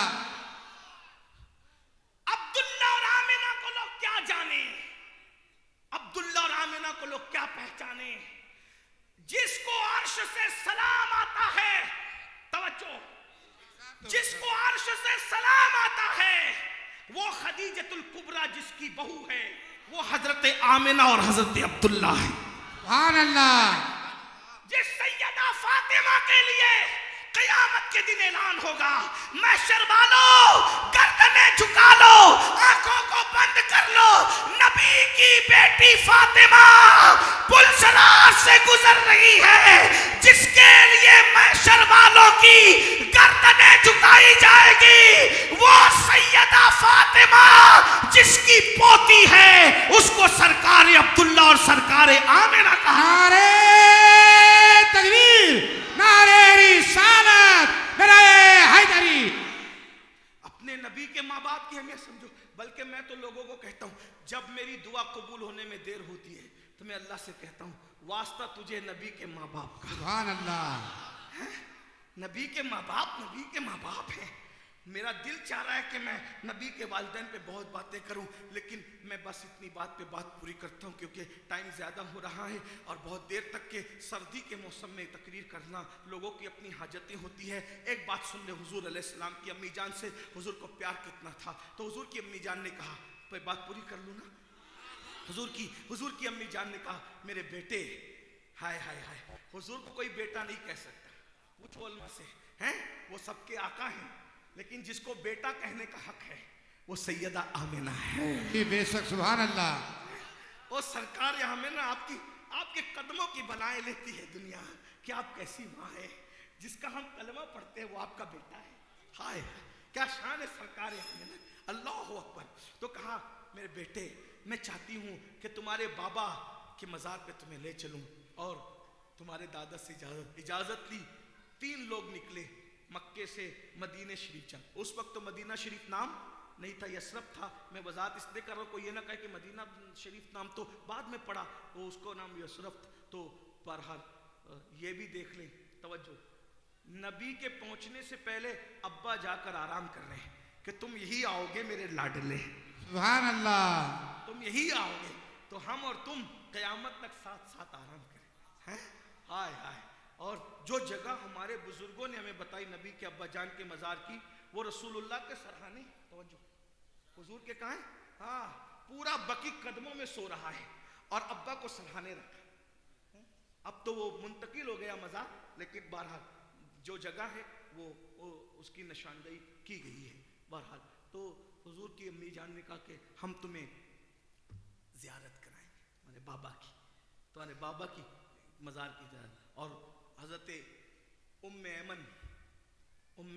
ایمن یہ حضور کی امی کی کنیز تھی، اصل میں یہ کنیز تھی حضور کے ابو جان کی، لیکن جب حضور کے ابو جان کا وصال ہوا تو یہ کنیز ہو گئی حضرت ام ایمن حضور کی امی کی، اور جب امی کا وصال ہوا تو یہ کنیز مل گئی کس کو؟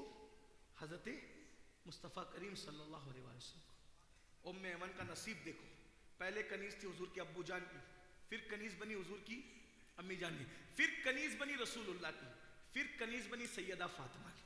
ہائے ہائے، سبحان اللہ۔ یہ ام ایمن بھی ام ایمن ہے، یہ ام ایمن بھی بڑی شان والی خاتون ام ایمن۔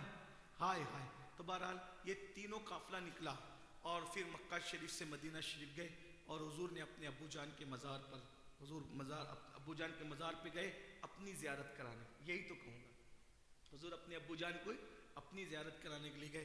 حضور کی امی جان نے جو ہے وہ اپنے شوہر کا مزار دیکھا, بہت روئی.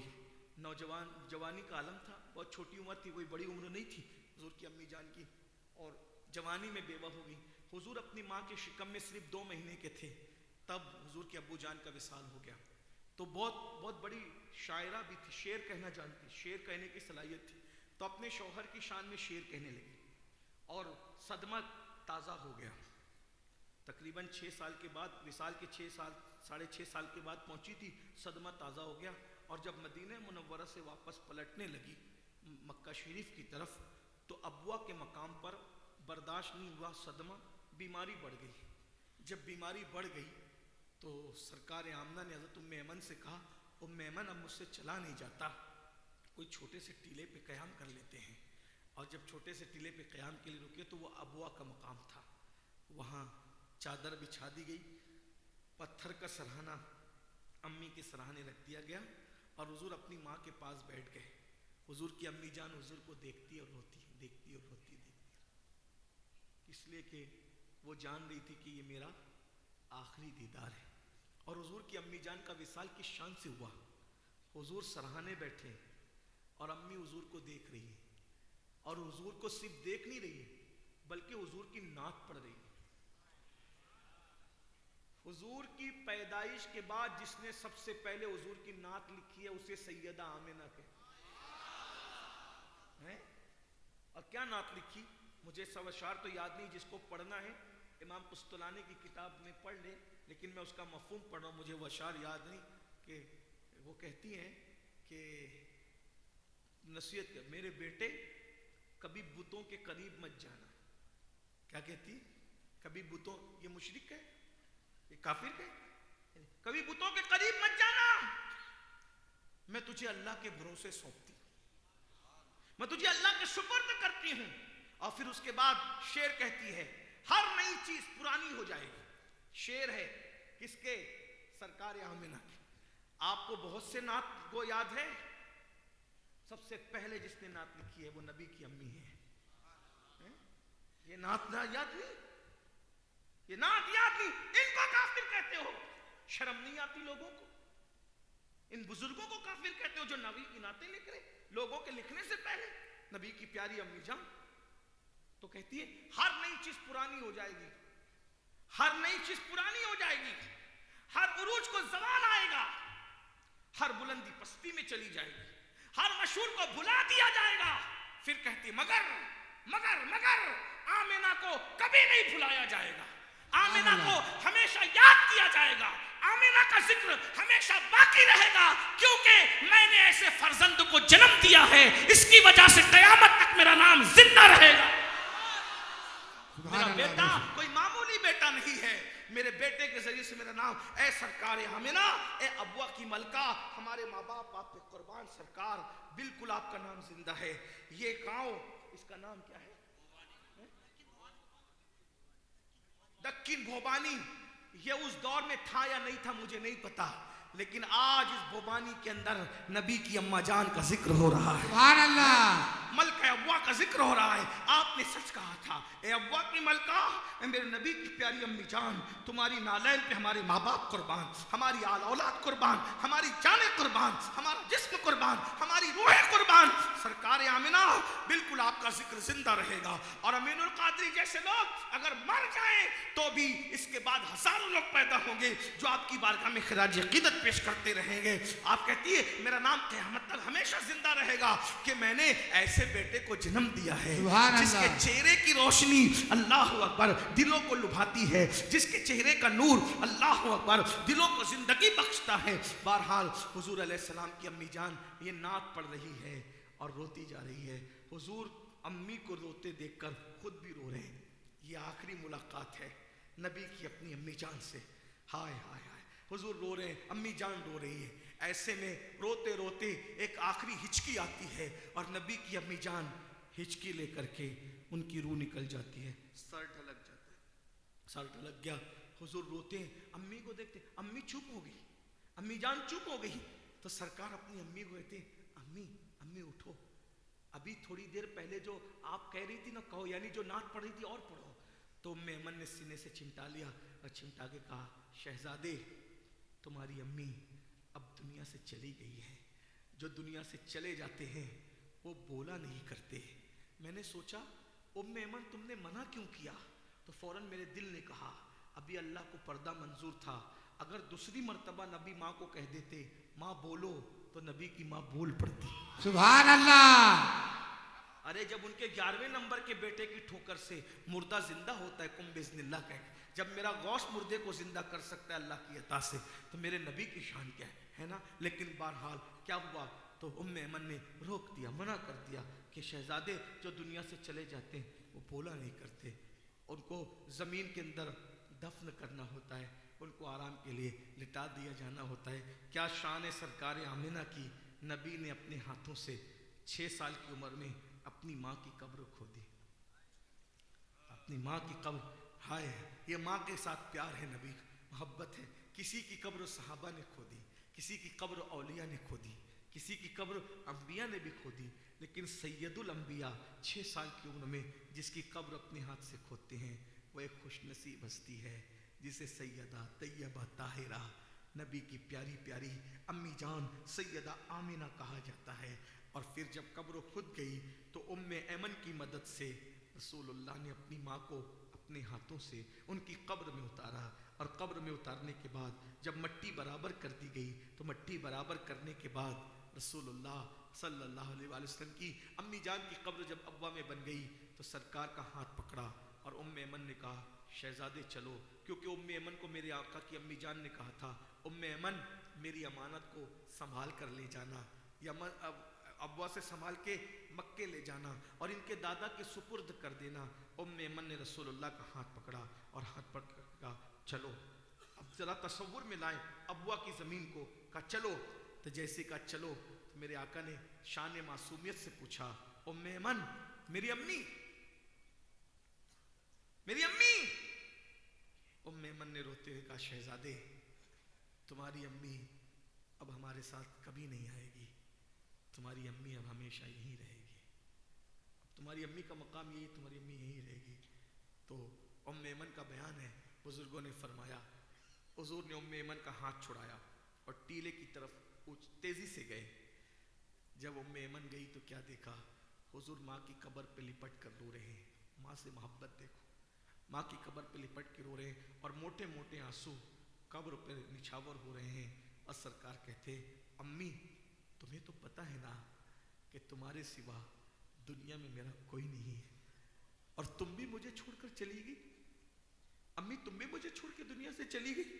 اتنا کہنا تھا ام ایمن رو پڑی اور رونے کے بعد ام ایمن کا بیان ہے کہ ام ایمن نے حضور کو اٹھایا، اٹھا کر کے جب لے کر کے گئی تو ام ایمن کہتی ہے میں جب حضور کو لے کے جا رہی تھی حضور ماں سے محبت اتنی تھی کہ پلٹ پلٹ کر ماں کی قبر کو دیکھ رہے، روتے جا رہے تھے اور پلٹ پلٹ کر ماں کی قبر کو دیکھ رہے تھے. حتیٰ کہ جب میں نے ان کو اپنی سواری پر اپنی اونٹنی پہ بٹھایا تو میں دیکھتی تھی جیسے وہ ابوا سے دور جاتے ویسے پلٹ پلٹ کر دیکھتے، ایسا لگتا تھا ابھی ماں لوٹ کر آئے گی، ابھی ماں لوٹ کر آئے گی.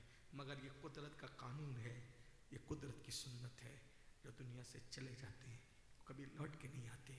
پھر نہیں پتا کہ ام ایمن نے رسول اللہ کے آنسوؤں کو کیسے خشک کیا، کیسے پہنچا، اور حضور علیہ السلام نے اپنی آنسوؤں کو کس طریقے سے اس پہ صبر کیا. لیکن اتنا ضرور ہے کہ زندگی کے ہر موڑ پہ نبی ماں کو یاد کرتے رہے، یاد کرتے رہے، یاد کرتے رہے، یاد کرتے رہے. ایک بار کا واقعہ ہے کہ مسجد نبوی میں اللہ کے رسول بیٹھے ہوئے، مغرب کی نماز ہو گئی، عشاء کی نماز کا انتظار ہے. ایسے میں اللہ کے رسول عشاء کی نماز کے انتظار میں ہیں، صحابہ بھی انتظار میں ہیں. اور صحابہ کی عادت تھی کہ جب حضور موجود ہوتے تو حضور کے رخ انور کو تکا کرتے، دیکھا کرتے. وہ جانتے تھے حضور کو دیکھنے سے بڑی کوئی عبادت نہیں. صحابہ حضور کو دیکھ رہے تھے، حضور کی آنکھوں میں چپ کے آنسو آ رہے تھے اور داڑھی شریف پر نچھاور ہو رہے تھے. موٹے موٹے آنسو حضور کی آنکھوں میں تھے. صحابہ نے دیکھا حضور رو رہے. وہ صحابہ کرام تھے، آقا کی تکلیف کو اپنی تکلیف سے بڑھ کے سمجھتے تھے، حضور کی خوشی کو صلی اللہ علیہ وآلہ وسلم اپنی خوشی سے بڑھ کے سمجھتے تھے. سب کچھ قربان تھا رسول اللہ صلی اللہ علیہ وآلہ وسلم کی ذات پر. جب آقا کو روتے ہوئے دیکھا صحابہ تڑپ گئے، حضور کے قریب آئے، حضور کو چاروں طرف سے گھیر لیا. آقا ہمارے ماں باپ قربان آپ پہ، آپ کیوں رو رہے ہیں آقا؟ رونے کی وجہ کیا ہے؟ نوجوانوں بس تصور کر، آج ماں باپ ہے ان کی قدر کر لو. جب یہ نعمت چھین لی جائے گی، ماں باپ جب قبروں میں ہمیشہ کے لیے نیند سو جائیں گے، تم انہیں یاد کرو. حضور نے یاد کیا، تم نہ یاد کرو. انہیں ڈھونڈو گے، تمنا کرو گے کہ خواب میں ان کی زیارت ہو جائے، لیکن اس وقت تو خواب میں بھی وہ نہیں دکھیں گے. آج ستا لو جتنا ستا رہے ہو، کل خواب کو بھی ترس جاؤ گے. آج ان کو راضی کر لو، آج ان کو راضی کر لو. وقت ہے، نعمت ہے.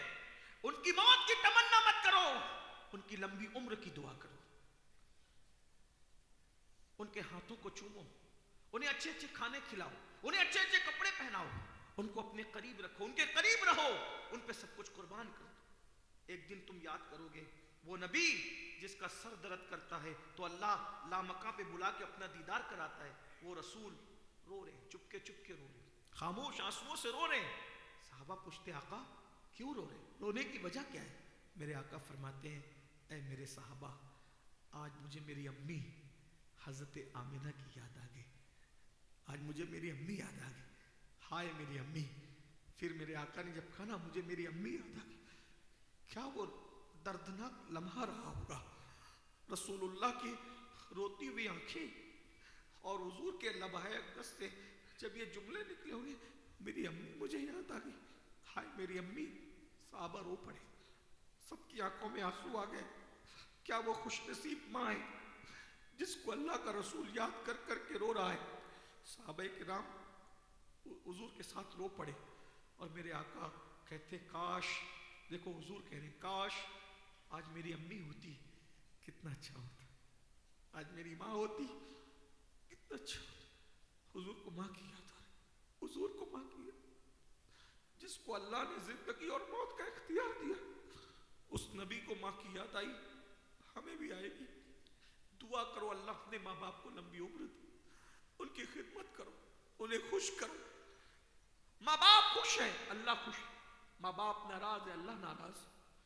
جو اولاد ماں باپ کا دل دکھا کے ان کو ناراض کرے، آقا نے فرمایا اللہ تو ان کی نمازیں بھی قبول نہیں کرتا، عبادتیں بھی قبول نہیں کرتا. آؤ تو حضور فرماتے ہیں آج مجھے میری امی کی یاد آ گئی. سب صحابہ رو پڑے. پھر آقا کہتے کاش آج میری امی حیات ہوتی کتنا اچھا ہوتا. یہ کہہ کے حضور رو پڑے، سب رو پڑے. دیر تک روتے رہے. جب روتے روتے افاقہ ہوا تو صحابہ کرام سے میرے آقا نے کہا اے میرے صحابہ، کاش اگر آج میری ماں حیات ہوتی تو کتنا اچھا ہوتا، اور میں تمہیں نماز پڑھا رہا ہوتا. اب حضور کی تمنا دیکھیں، میں تمہیں نماز پڑھا رہا ہوتا، میں تمہیں نماز پڑھا رہا ہوتا. یہ نبی کی نماز ہے، نماز لانے والے کی نماز ہے، جانے نماز کی نماز ہے، جانے ایمان کی نماز ہے. آقا کہتے ہیں کاش میری امی حیات ہوتی، میں تمہیں نماز پڑھا رہا ہوتا، اور میری ماں کو میری حاجت ہوتی، اور میری ماں مجھے پکارتی میرے بیٹے محمد وہی فدا صلی اللہ علیہ وسلم. میری ماں کو میری حاجت ہوتی، میری ماں کو میری حاجت ہوتی، اور میری ماں مجھے کہتی میرے لال میرے بیٹے محمد ادھر آؤ. میں نماز کی حالت میں ماں کی آواز کو سنتا. جب میری ماں مجھے پکارتی تو میں ماں کی آواز پر نماز چھوڑ دیتا. میں میری ماں کی آواز پر نماز چھوڑ دیتا، اور نماز چھوڑ کر لبیک یا امی کہتے ہوئے اپنی ماں کی بارگاہ میں حاضر ہو جاتا. یہ میرے آقا نے اپنی ماں سے محبت کا اظہار کیا. آپ سے میں پوچھتا ہوں، آقا کہہ رہے کہ میری ماں مجھے اگر نماز میں بلاتی تو میں نماز چھوڑ کر چلا جاتا. اور آج ہمارا کیا حال ہے؟ ماں کہہ رہی ہے دوا کو پیسے دے تو ڈانٹ رہے ہو، माँ कह रही है तू अपनी पसंद की शादी मत कर, बाप कह रहे तू अपनी पसंद की शादी मत कर, वो लोग अपने मेयार के नहीं है, वो अच्छे लोग नहीं है। तो कहते हो मैं तुझे छोड़ दूंगा लेकिन उनको नहीं छोड़ूंगा। मेरे भाई कहां, माँ बाप को छोड़कर नमाजें कबूल नहीं है। अगर माँ बाप को छोड़ के अपनी पसंद की शादियां करोगे, उनका दिल दुखा के, तुम्हें खुशियां कैसे मिली? उनको डांटते हो, उन्हें तकलीफ पहुंचा, ऐसा ना करो, ऐसा ना करो। माँ बाप की खुशी में अल्लाह की खुशी, माँ बाप की रजा में अल्लाह की रजा है। अल्लाह ताला से दुआ करता हूँ अल्लाह हम सबको शऊर अता फरमाए। आज घर जाना, घर जाने के बाद सबसे पहला जो काम करना है अपने माँ बाप को राजी करो। अगर अल्लाह को राजी देखना है अपने माँ बाप को राजी। तुम्हारे माँ बाप इधर उधर पड़े हुए, अपनी बीवियों के हवाले मत छोड़ दो अपने माँ बाप को कि तू खिदमत कर, नहीं, तुम खुद भी खिदमत करो, उन्हें खिलाओ पिलाओ। मैं देख रहा हूं बहुत सारे माँ बाप मस्जिदों के दरवाजों पे बैठ के भीख मांग रहे हैं, बहुत सारे माँ बाप रोटी के टुकड़े टुकड़े को तरस रहे हैं, बहुत सारे माँ बाप उनकी खाट आपने जबरदस्ती बाहर कर रखी। उन्हें बादशाहों की तरह, गुलामों की तरह मत रखो, माँ बाप को बादशाहों की तरह रखो। उनके सामने ऊंची आवाज न करो, पस्त आवाज करो, वो जो कहें उनकी बात मानो। अगर तुमने ये कर लिया तो तुम्हें दुनिया में जन्नत हासिल हो जाएगी, और अगर ऐसा नहीं किया फिर कुछ भी कर लो, कुछ बनने वाला नहीं है। अल्लाह ताला से दुआ है सबसे पहले अल्लाह पाक मुझे आप सबको अमल की तौफीक अता फरमाए। गुफ्तगू के दरमियान अगर कोई गलती हो तो अल्लाह ताला माफ़ कर दे। अस्तगफिरुल्लाह रब्बी मिन कुल्ल